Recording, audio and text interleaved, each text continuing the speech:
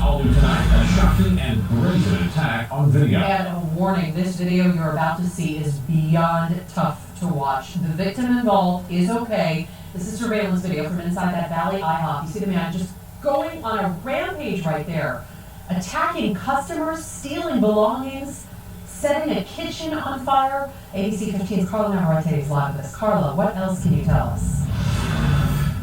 Okay, this all happened at this IHOP you see behind me here at 51st.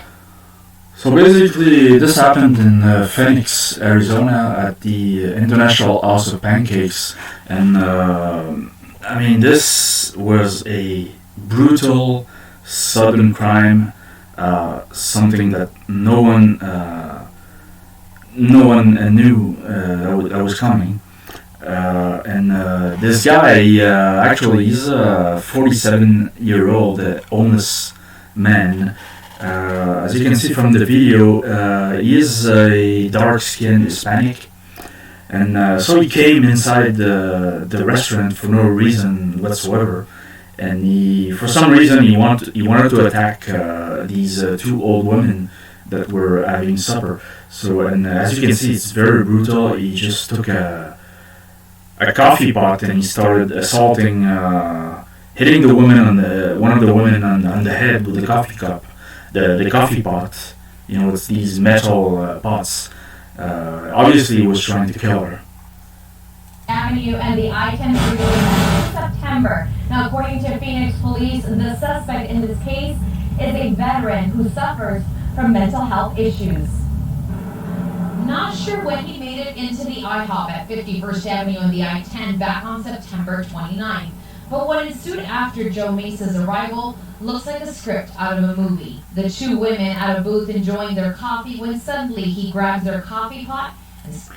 As you can see, he just grabs the pot, hits one in the front of the face, and now he's gonna go for the other woman. He's gonna hit her at least 2 times on the head with the coffee cup, the coffee pot. Yeah, it's a very heavy weapon, and it's made of metal, so unbelievable. Starts aggressively attacking one of the women on the head. A family. At least 4 times, and they had no idea this was coming. I mean, this guy just burst inside the restaurant, and he attacked them. And now you see this family with their children, their small ones, and they're gonna be very smart. In fact, they acted probably in the most perfect way under those circumstances. Of 5 children takes notice of what's happening and immediately leave the restaurant, leaving behind personal belongings. So the first thing they do, they just grab their children, they just leave everything there, and they leave, and that's exactly what they should have done. So and now they are safe, and their children are safe because of their quick thinking. In fact, in most situations, I've noticed the best reaction would have been to leave, and I have seen so many videos where people had just decided to stay in a place where there was like a violent encounter, and they ended up sometimes they have ended up being killed just because they just stood there and did nothing. Now, you have 2 choices when you're faced with a violent encounter. It's either you fight or you flee. And in many situations, the best thing to do is to flee. And notice that they ran out of the restaurant. They were in the parking lot, and they immediately went for their car, so they could actually flee the parking lot, because this guy could have come out in the parking lot. He could have attacked them, or even worse, he could have attacked the children, because obviously this guy should never have been on the street. We'll talk about this later. Again, he grabs this coffee pot, this time throwing it across the dining room. Then 47-year-old Joe Mesa notices the purse left behind by the family and takes it. One of the customers is seen here. Yeah, and he took the purse. I think from what I've read in the article, he stole the money inside the purse. It's just money. It's just the purse, and the police arrested the guy. So, you know, the family with the kids, they did everything by the book. They just left everything there, and they fled to safety, and that was the best thing to do. Now we're in the kitchen, and the old woman that was hit 4 times with the coffee pot. She's not in the kitchen, and she's hiding behind one of the employees that was in the kitchen. He looks like he doesn't know what to do because he hasn't planned for this. Now, let's look at what happens, and then I'll give you a comment about this. Taking cover behind a restaurant employee. With a desolate kitchen because everyone is in fear, the suspect is seen walking into the kitchen with the stolen purse. He burns himself when he tries to grab a pan and then manages to start a fire. Remember the lady attacked in the first place?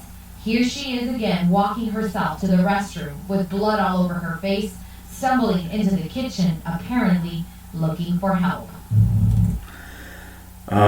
And if we go back on this guy that was in the kitchen, obviously he did not plan this, but you should always have a plan for something like this.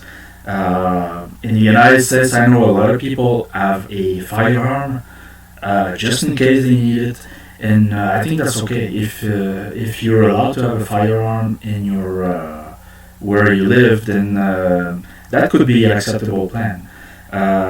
But on the other hand, he could have picked up a knife or a frying pan, or anything in the kitchen to use as a weapon. Obviously, he didn't do that. But when you are faced with a life-threatening situation like this, you should think about arming yourself with something that can be used as a weapon.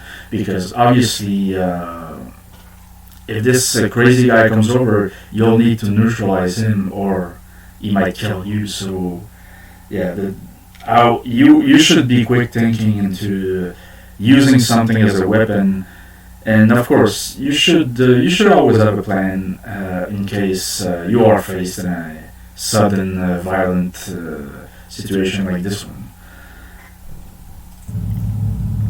Now, just a few minutes ago, we heard from a family member of one of the women who were attacked, and she tells me that her grandmother suffered a concussion. The other woman also suffering a concussion.